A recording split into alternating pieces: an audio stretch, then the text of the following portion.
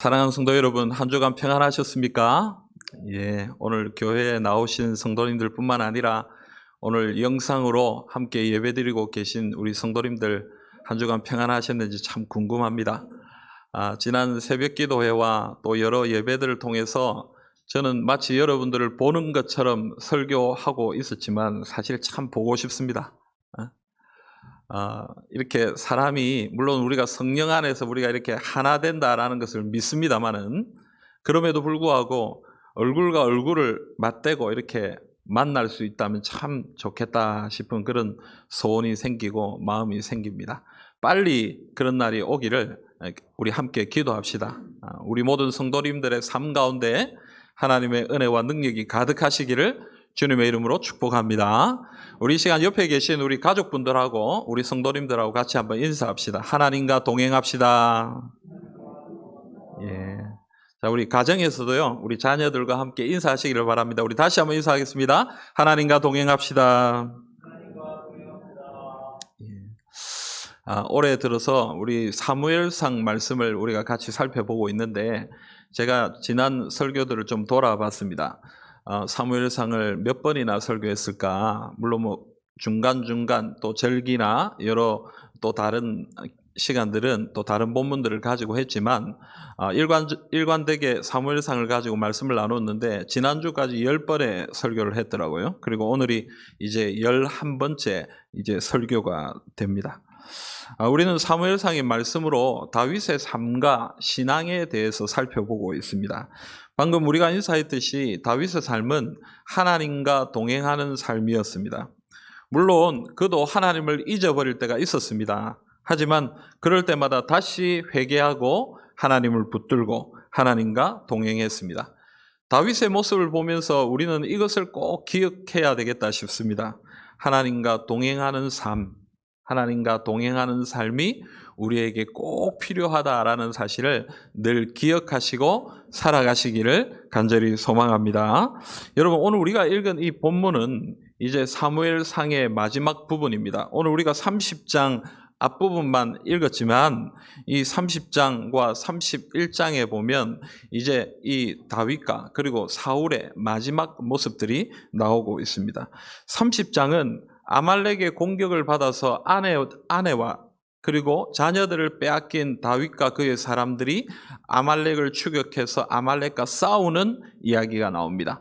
그리고 31장에는 사울이 블레셋과 싸워서 결국은 전쟁에서 죽는 그 이야기가 31장에 나옵니다. 그래서 여러분, 오늘 이 내용들을 함께 살펴보면서 하나님께서 주시는 귀한 교훈들을 우리가 믿음으로 붙들 수 있기를 바랍니다. 먼저 우리가 함께 생각해 볼 것은 사랑을 나누어야 한다라는 것입니다. 여러분, 아말렉의 습격으로 아내와 자녀들을 잃어버린 다윗과 그의 백성들은 하나님의 명령을 따라 아말렉 군대를 추격했습니다.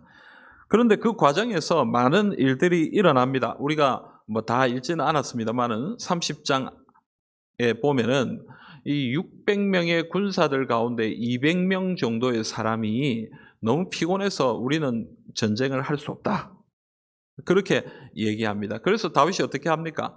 그러면 너희들은 쉬고 있어라. 이곳 브솔 시내가에서 쉬고 있어라. 그러면 우리가 그들을 추격해서 공격하고 싸워 이기고 돌아오겠다. 그래서 400명의 군사들과 함께 아말렉을 추격합니다. 그런데 그 과정에서 애굽 사람 하나를 만납니다. 오늘 우리가 읽은 본문에 나오죠. 이 사람은 3일 동안이나 아무것도 마시지 못한, 그리고 먹지 못한 그런 사람이에요. 근데 이 다윗과 그의 백성들이 그를 만나고 그에게 떡을 주고 물을 마시게 합니다. 다윗의 호의를 통해서 그는 정신을 차립니다. 사랑하는 성도 여러분, 지금 다윗과 그의 백성들은 굉장히 급박한 상황 가운데 있습니다. 왜냐하면 자신의 가족들이 위험 가운데 있기 때문에 그렇습니다. 한시라도 빨리 추격해서 한시라도 빨리 쫓아가서 그들을 구출해야 되는 위급한 상황 가운데 그들이 있는 것이죠. 그런데 애굽 사람, 그것도 소년, 연약한 조그만한 한 사람을 구하기 위해 지금 멈추어 서 있는 것입니다. 누군지도 알지 못하는 한 사람을 돕기 위해서 그들의 발걸음을 멈춘 것입니다. 다윗과 그의 백성들이 그냥 이 애굽 사람을 모른 척하고 지나쳤다 할지라도 아무도 원망하거나 비난하지 않았을 것입니다. 아니 도리어 지금 이렇게 여유 부려도 되냐? 지금 이렇게 우리에게 시간이 있냐? 라고 다윗을 원망하고 비난할 정도의 상황을 다윗이 지금 만들고 있는 것입니다. 여러분, 이 일은 우리에게 굉장히 중요한 것을 가르쳐주고 있습니다. 다윗과 그의 백성들이 이렇게 행동하는 이 모습을 통해서 하나님의 백성들은 어떤 사람들이어야 하는가? 하나님의 백성들은 어떠한 모습으로 살아가야 하는가? 그것을 우리에게 보여주고 있는 것입니다. 하나님의 공동체는 사람에 대한 관심이 있어야 됩니다. 특별히 연약한, 어려움 가운데 있는 사람들을 향한 긍휼한 마음이 있어야 한다라고 오늘 말씀이 이야기하고 있습니다. 여러분, 누가복음 10장에 보면 어떤 율법 교사가 예수님을 찾아옵니다. 그 말씀을 가만히 보면 예수님을 시험하기 위해서 질문했다 이렇게 얘기해요. 이 율법 교사는 예수님으로부터 뭔가 지식을 얻기 위해서 온 거라기보다는 예수님을 시험해서 예수님을 넘어뜨리려고 예수님께 찾아온 사람이에요. 뭐라고 질문했습니까? 어떻게 하면 영생을 얻을 수 있습니까? 어떻게 하면 구원을 얻을 수 있습니까? 그렇게 질문했습니다. 예수님이 그 질문을 받으시고 뭐라고 말씀하셨습니까? 율법에 뭐라고 기록되어 있느냐? 율법이 뭐라고 얘기하느냐? 그랬더니 이 사람이 율법을 잘 압니다. 왜냐하면 율법 선생님이기 때문에. 율법에 대해서 얘기합니다. 율법은 하나님을 사랑하라고 얘기합니다. 그리고 내 이웃을 내 몸과 같이 사랑하라라고 얘기합니다. 이 두 가지를 말씀하십니다. 근데 그 사람이 또 예수님께 질문합니다. 근데 그 본문에 보면요. 뽐내려고 자기를 옳게 보이려고 질문했다 이렇게 얘기합니다. 그러니까 여러분 동기 자체가 그렇게 선하지 않는 사람이에요. 그런데 그가 질문합니다. 우리의 이웃이 누굽니까? 여기서 말하는 이웃이 누굽니까? 이렇게 얘기할 때 예수님이 이 율법 교사를 향하여 우리가 잘 아는 비유 말씀을 하나 합니다. 그게 뭡니까? 선한 사마리아인의 비유를 이야기합니다. 한 사람이 길을 가다가 강도를 만났습니다. 그래서 다 죽어가고 자신의 모든 것을 빼앗기고 이제 생명까지도 사라질 위기 가운데 있는 것이죠. 제사장이 지나갑니다. 그냥 지나갑니다. 레위인이 지나갑니다. 그냥 지나가 버립니다. 그런데 한 사마리아인이 지나가다가 그 사람을 보고 어떻게 합니까? 그를 구출합니다. 살립니다. 그리고 여인숙 여관에다가 주막으로 데려다가 그를 부탁하고 나중에 이 사람에 대한 비용이 더 들면 내가 다시 돌아오는 길에 그 부분을 감당하겠다라고 얘기하는 이야기죠. 그리고 예수님은 이 이야기를 하신 후에 그 율법 교사에게 묻습니다. 누가복음 10장 36절 37절 말씀 우리 같이 한번 읽어봅시다. 내 생각에는 이 세 사람 중에 누가 강도 만난 자의 이웃이 되겠느냐? 이르되 좌비를 베푼 자니이다. 예수께서 이르시되 가서 너도 이와 같이 하라 하시니라. 아멘. 여러분 예수님이 말씀하시는 거예요. 누가 강도 만난 자의 이웃이 되겠느냐? 그가 말합니다. 자비를 베푼 사람입니다. 예수님이 그럼 너도 가서 자비를 베풀어라. 사랑을 베풀어라. 오늘 말씀이 이야기하는 것처럼 너도 가서 어려움 가운데 있는 사람들에게 사랑과 자비를 베푸는 사람들이 되어야 한다라고 얘기하시는 거예요.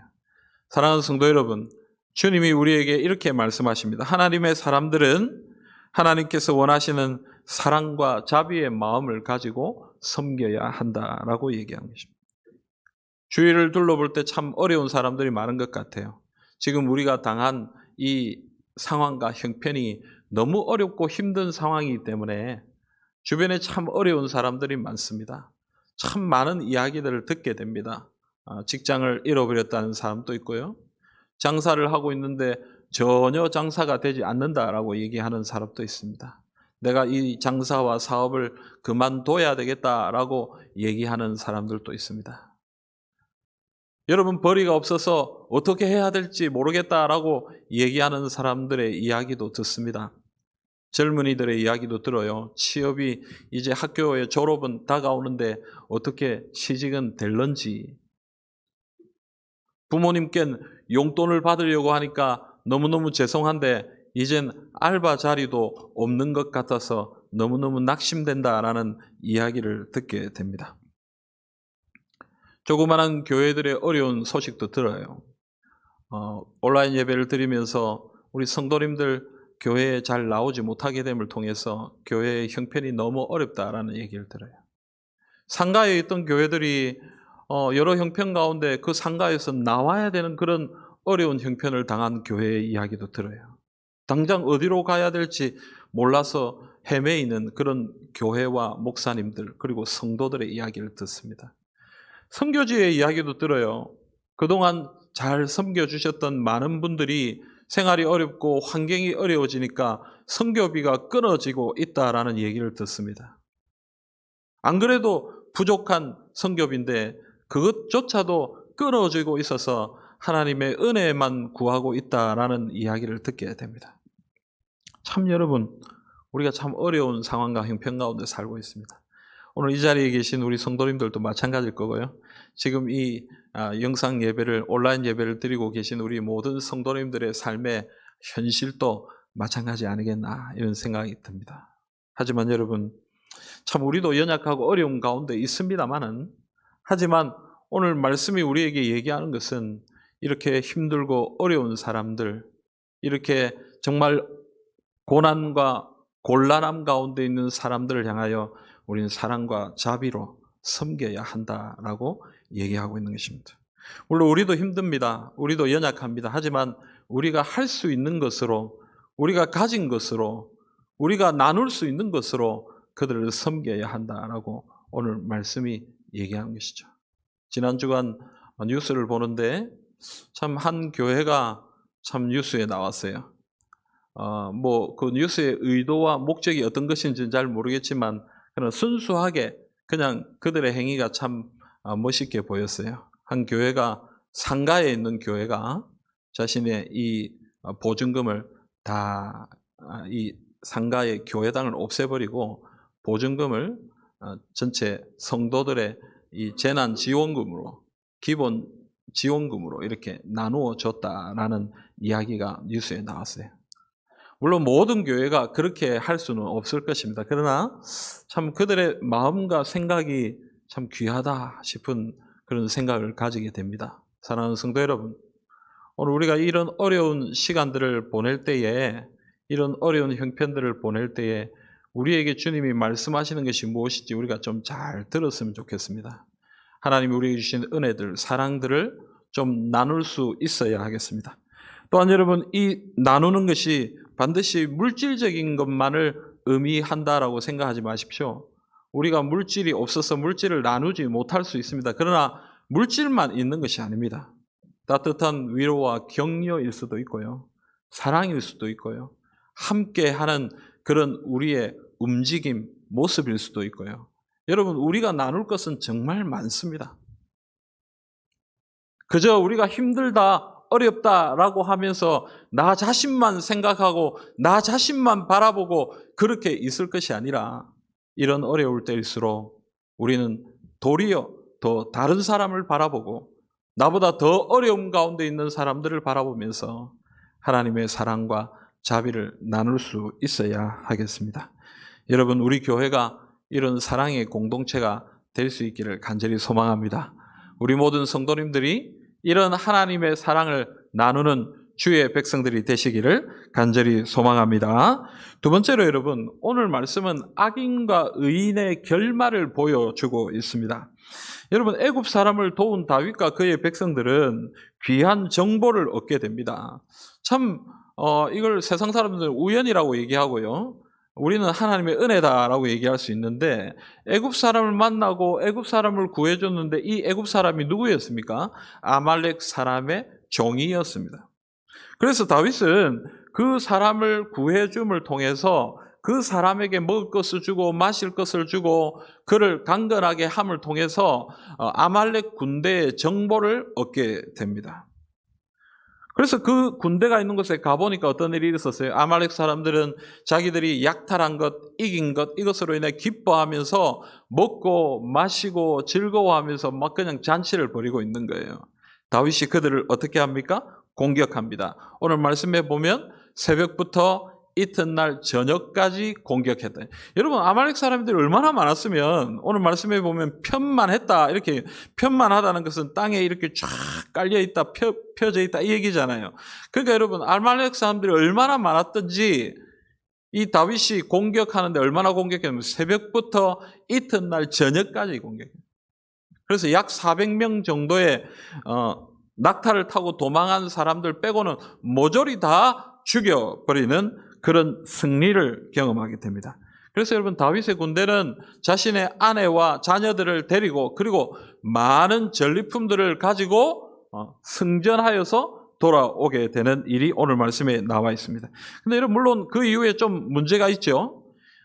부솔 시내에 남아있었던 200명의 사람들에게 이 전쟁에 참여했던 400명의 사람들이 이 전리품을 저들한테 나눠주기 싫습니다, 이렇게 얘기합니다. 하지만 다윗은 200명에게도 공평하게 나누어 주도록 일을 처리합니다. 자, 여러분, 오늘 이 말씀을 보면요, 다윗의 삶을 보면요, 참 은혜 가운데 일들이 진행되는 것 같아요. 그렇잖아요. 이 아내와 자녀들을 찾기 위해서 열심히 달려가는데 웬 애굽 사람을 만납니다. 웬 애굽 소년을 만납니다. 그래서 그를 구해주는데 그가 아말렉 사람의 종이에요. 그래서 정보를 얻게 되잖아요. 그리고 하나님의 은혜로 그 많은 아말렉 군대를 이기게 됩니다. 그냥 전면전을 한다면 다윗이 이길 가능성이 없을 텐데 즐거워하고 잔치하고 술을 마시고 정신을 못 차리고 있는 그때에 공격하게 하셔서 400명을 빼고는 모조리 다 죽이는 그런 승리를 하나님이 얻게 하시는 것입니다. 여러분, 다윗의 삶은 참 은혜로 진행되는 것 같아요. 참 형통한 것 같아요. 그냥 술술 진행되는 것 같아요. 그래서 우리가 잘 아는 로마서 8장 28절의 말씀처럼 모든 것이 합력하여 선이 되는 그런 삶이 오늘 다윗의 삶처럼 보입니다. 오늘 우리 모든 성도님들의 삶도 이 다윗의 삶처럼 모든 것이 합력하여 선이 되기를 간절히 소망합니다. 근데 여러분, 오늘 우리가 읽지는 않았습니다만은 오늘 사무엘상 31장의 말씀을 보면요, 분위기가 확 바뀝니다. 지금 다윗은 승리하고 기쁨 가운데 있지만 31장에 보면 어떤 이야기가 나오냐면 블레셋과 이스라엘의 전쟁이 나오는데 31장 앞부분을 보면 블레셋과 이스라엘의 전쟁을 통해서 이스라엘이 패전하고요, 이 길보아 산에서 많은 이스라엘 사람들이 죽습니다. 그리고 사울의 아들인 요나단과 아비나답과 말기스와 이들도 죽었다라고 얘기합니다. 그리고 이후에 나오는 말씀을 보면 사울도 죽었다라고 얘기해요. 우리가 잘 아는 것처럼 사울은 어떻게 죽었습니까?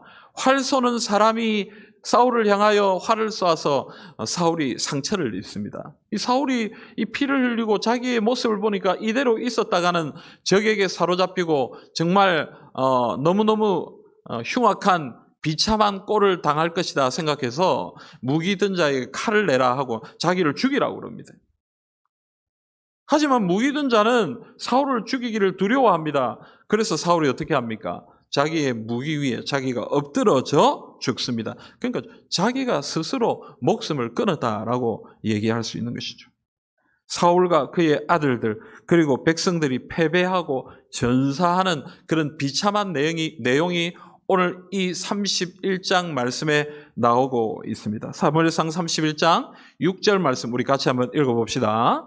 사울과 그의 세 아들과 무기를 든 자와 그의 모든 사람이 다 그날에 함께 죽었더라. 아멘.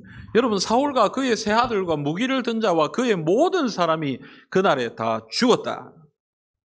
참 비참한 내용입니다. 정말 참혹한 결과가 오늘 말씀에 나오고 있습니다. 여러분, 이 사무엘서는 하나님께서 왕을 구한 이스라엘 백성들에게 왕을 주시는 이야기가 나옵니다. 첫째 왕은 사울이고요.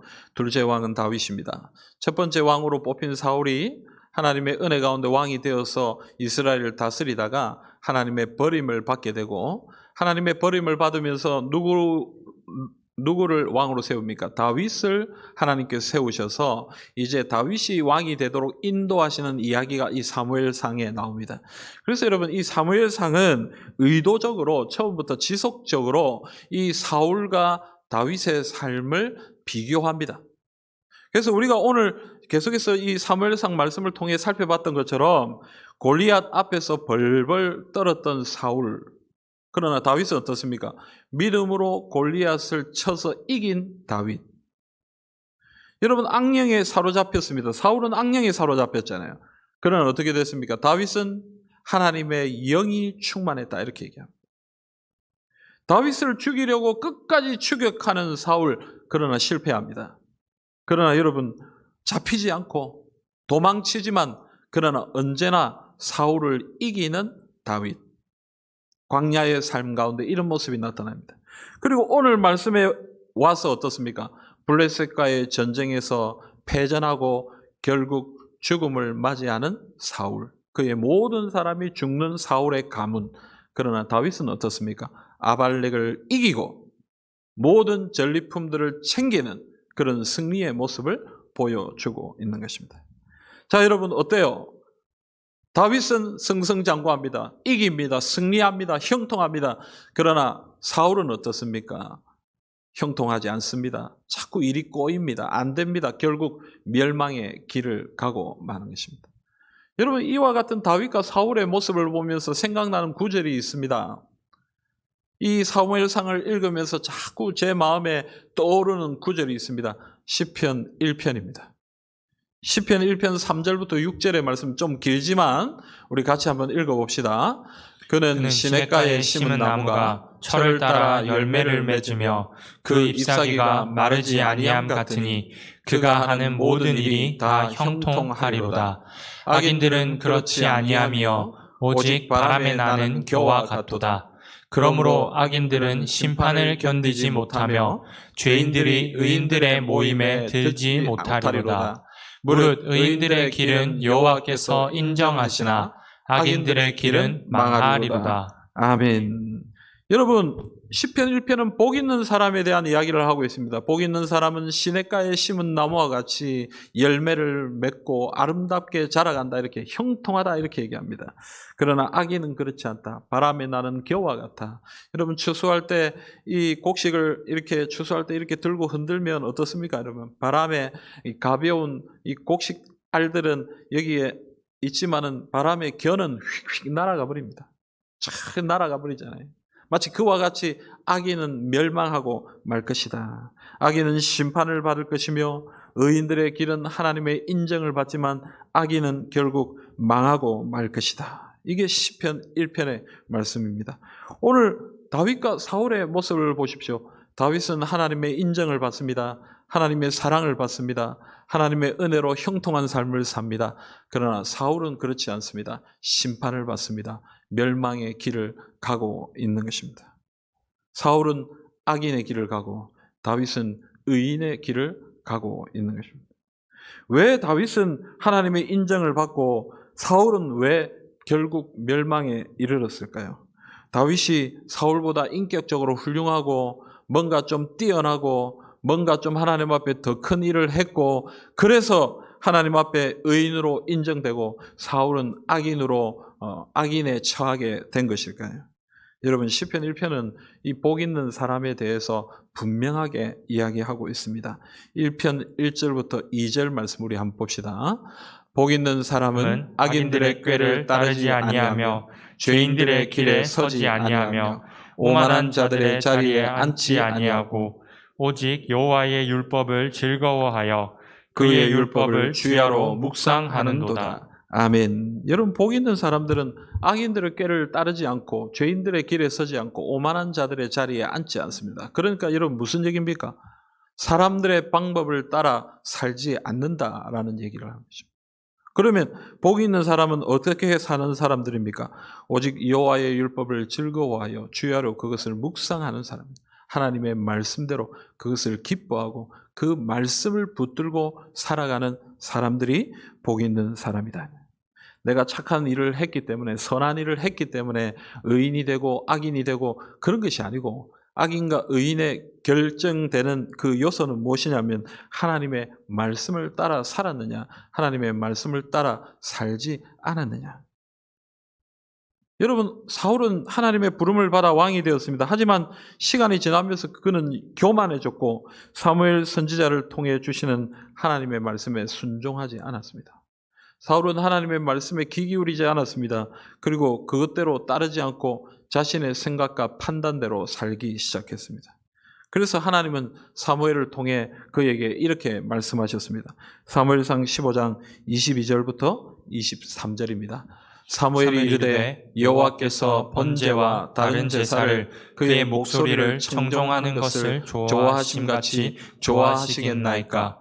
순종이 제사보다 낫고 듣는 것이 순양의 기름보다 나으니 이는 거역하는 것은 점치는 죄와 같고 완고한 것은 사신 우상에게 절하는 죄와 같음이라. 왕이 여호와의 말씀을 버렸으므로 여호와께서도 왕을 버려 왕이 되지 못하게 하셨나이다 하니. 아멘. 여러분, 순종이 제사보다 낫다. 오늘 말씀에 보면 거역하는 것은 점치는 죄와 같고 완고한 것은 사신 우상에게 절하는 죄와 같다.